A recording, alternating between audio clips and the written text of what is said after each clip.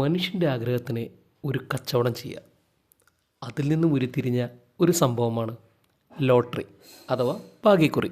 1 രൂപയ്ക്ക് 1,00,000 രൂപ എന്നുള്ള ആപ്തവാക്യം മുതൽ ഭാഗ്യക്കുറികൾ ഇന്ന് 500 രൂപയ്ക്ക് 25 കോടി വരെ എത്തി നിൽക്കുന്നു. ഭാഗ്യപരീക്ഷണത്തിന് നമ്മളുടെ ഗവൺമെൻറ് തലത്തിൽ തന്നെ അവസരമൊരുക്കിയ ഒരു സംസ്ഥാനമാണ് കേരളം. ഈ പറയുന്ന ഒരു പേപ്പർ കഷ്ണത്തിന് 58 വർഷത്തിൻ്റെ കഥ പറയാനുണ്ട്. കേരളത്തിലെ ഏറ്റവും വലിയ തൊഴിൽ മേഖല കൂടിയാണ് ഈ പറയുന്ന ഭാഗ്യക്കുറികൾ.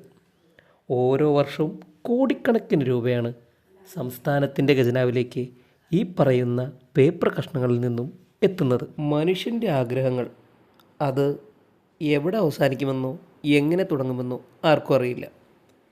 അതിനെ ഒരു അനന്തമായ ഒരു കാലയളവ് തന്നെയാണ്. ആഗ്രഹങ്ങളല്ലേ, അതിനെ എങ്ങനെ മുതൽക്കൂട്ടാക്കാം എന്ന് തന്നെയാണ് ലോകരാജ്യങ്ങളും ചിന്തിച്ചുകൊണ്ടിരിക്കുന്നത്. മാനവരാശിയെ എങ്ങനെ മുതലെടുക്കാം, അതിൽ നിന്നും തന്നെയാണ് ഈ പറയുന്ന ഭാഗ്യപരീക്ഷണങ്ങളെല്ലാം ഉടലെടുത്തതും. മനുഷ്യൻ്റെ അതീവമായ ചിന്താശേഷി ഈ ഭാഗ്യപരീക്ഷണങ്ങളിലൂടെ ഒരുപാട് ദുർഘടമായ വഴികളിലൂടെയും കടന്നുപോയിട്ടുണ്ട്.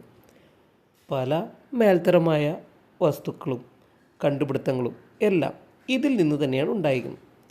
അതുപോലെ തന്നെയാണ് ഈ പറയുന്ന ഭാഗ്യക്കുറികളും. ഒരു കടലാസ് കഷ്ണത്തിന് ഇത്രയധികം വില വരുമെന്ന് ഒരാളും ചിന്തിച്ചു കാണില്ല. ഇവിടെ ഇന്ത്യയിലെ ഒരു കുഞ്ഞു പടവലങ്ങ പോലെയുള്ള ഒരു സ്ഥലത്ത്, നമ്മുടെ കേരളം, ഇവിടെയും ഇവിടുത്തെ സർക്കാരും 50 വർഷങ്ങൾക്ക് മുൻപ് ഒരു കടലാസ് കഷ്ണം കൊണ്ട് ഒരു ഭാഗ്യപരീക്ഷണം നടത്തി. 1 രൂപയ്ക്ക് 1,00,000. 1967 ഇതിന് തുടക്കം കുറിച്ചത്. 1 രൂപയുടെ ഒരു കടലാസ് കഷ്ണത്തിന് 93 സമ്മാനങ്ങളുണ്ടെന്നാണ് ആദ്യമായി പറയപ്പെട്ടത്. അതിൻ്റെ ആദ്യ സമ്മാനം എന്ന് പറയുന്നത് 50,000 രൂപയും.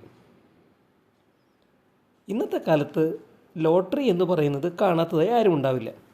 ലോട്ടറി എടുക്കാത്തവരും വളരെ വിരളം തന്നെയായിരിക്കും. ഒരു സംസ്ഥാനത്തിൻ്റെ സാമ്പത്തിക മേഖലയിൽ നിർണായക സ്വാധീനമുള്ള ലോട്ടറിക്ക് കൗതുകകരമായൊരു ചരിത്രമുണ്ട്. ലോട്ടറി വിറ്റ് വരുമാനം കണ്ടെത്തുന്ന ലക്ഷക്കണക്കിന് ആളുകളാണ് ഇന്ന് നമ്മളുടെ സംസ്ഥാനത്തുള്ളത്. ലോട്ടറി വകുപ്പിൻ്റെ പ്രാധാന്യവും പ്രവർത്തനവും എങ്ങനെയാണെന്ന് എന്നാലാവുന്ന രീതിയിൽ ഞാനും പറഞ്ഞുതരാം.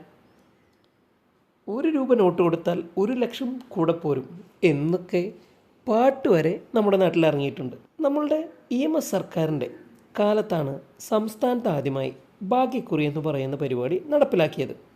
ധനമന്ത്രിയായിരുന്ന PK കുഞ്ഞാണ് ലോട്ടറി എന്ന ആശയത്തിന് പിന്നിൽ പ്രവർത്തിച്ചത്. നികുതി ഭാരത്തിൽ നിന്ന് ജനങ്ങൾക്ക് ആശ്വാസം നൽകുക എന്ന ലക്ഷ്യത്തോടെ നികുതി ഇതര മാർഗങ്ങളിൽ നിന്ന് വരുമാനം കണ്ടെത്തുന്നതിനെയാണ് ലോട്ടറി ആവിഷ്കരിച്ചത്. ഇന്ത്യയിൽ സംസ്ഥാന തലത്തിൽ ലോട്ടറി ആവിഷ്കരിച്ച ആദ്യ സംസ്ഥാനമാണ് കേരളം. 1967 സെപ്റ്റംബർ 1 ഭാഗ്യക്കുറി നടത്തിപ്പിനായി പ്രത്യേക വകുപ്പ് തന്നെ പ്രവർത്തനം ആരംഭിച്ചു. K. സയ്യിദ് മുഹമ്മദ് ആയിരുന്നു ആദ്യത്തെ ഡയറക്ടർ. 1968 ജനുവരി 26 പ്രഥമ ഭാഗ്യക്കുറിയുടെ നറുക്കെടുപ്പ്. സമ്മാനത്തുക നമ്മൾ ആദ്യം പറഞ്ഞ പോലെ തന്നെ 50,000 രൂപ. എന്നാൽ നമ്മളുടെ ഒരു ഭാഗ്യക്കുറിയുടെ വില എന്ന് പറയുന്നത് 1 രൂപ മാത്രം. കേരളത്തിൻ്റെ നികുതി ഇതര വരുമാനത്തിൻ്റെ പ്രധാന സ്രോതസ്സ് സംസ്ഥാന ഭാഗ്യക്കുറികളുടെ വിൽപ്പന തന്നെയാണ്. സാമ്പത്തിക അവലോകന പ്രകാരം 2022-2023 ഈ ഒരു കാലയളവിൽ ഏകദേശം 12,530.91 കോടി രൂപയാണ് വിറ്റുവരവായി വരുമാനത്തിൽ കാണിച്ചിരിക്കുന്നത്.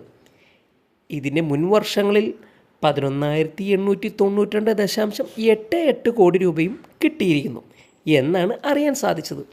സംസ്ഥാനത്തിൻ്റെ തൊഴിൽ മേഖലയിലും ലോട്ടറി വിൽപ്പന നിർണായക സ്വാധീനം ചെലുത്തുന്നുണ്ട്. ലോട്ടറി വകുപ്പിൻ്റെ ഔദ്യോഗിക വെബ്സൈറ്റിലെ കണക്ക് പ്രകാരം ഏകദേശം 55,414 ഏജൻറ്റുമാർ, 1.5 ലക്ഷം റീറ്റെയിൽ വിൽപ്പനക്കാരും ഈ പറയുന്ന സംസ്ഥാന ഭാഗ്യക്കുറികളുമായി മുന്നോട്ട് പോകുന്നുണ്ട്. നമ്മളുടെ സംസ്ഥാന ഭാഗ്യക്കുറിയുടെ ഏജൻറ്റുമാരുടെയും വിൽപ്പനക്കാരുടെയും ഉന്നമനത്തിനായി സംസ്ഥാന സർക്കാർ ക്ഷേമനിധി ബോർഡ് രൂപീകരിച്ചിട്ടുണ്ട്. 50,000-ലേറെ അംഗങ്ങളാണ് ഇപ്പോൾ ക്ഷേമനിധി ബോർഡിൽ അംഗങ്ങളായുള്ളത്. പച്ചക്കുതിരയാണ്, ഗ്രീൻ ഹോപ്പറാണ് നമ്മളുടെ ലോട്ടറിയുടെ ഔദ്യോഗിക ചിഹ്നം.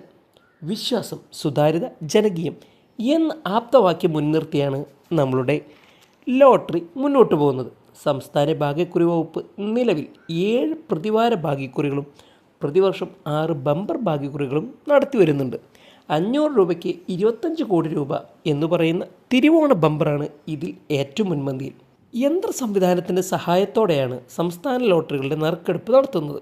Kerala books and publication society, അതുപോലെ തന്നെ സിയാപ്റ്റ് എന്നീ സ്ഥലങ്ങളിൽ വെച്ച് അതീവ സുരക്ഷയിലാണ് ടിക്കറ്റുകൾ അച്ചടിക്കുന്നത്. വകുപ്പിൻ്റെ ഔദ്യോഗിക സോഫ്റ്റ്വെയർ മുഖാന്തരം കൈമാറുന്ന രേഖകൾ പരിശോധിച്ച് ഉറപ്പുവരുന്നു. തുടർന്ന് ടിക്കറ്റുകൾ അച്ചടിക്കും. അച്ചടിച്ച ടിക്കറ്റുകളും പ്രസ്സിലാണ് സൂക്ഷിക്കുന്നത്.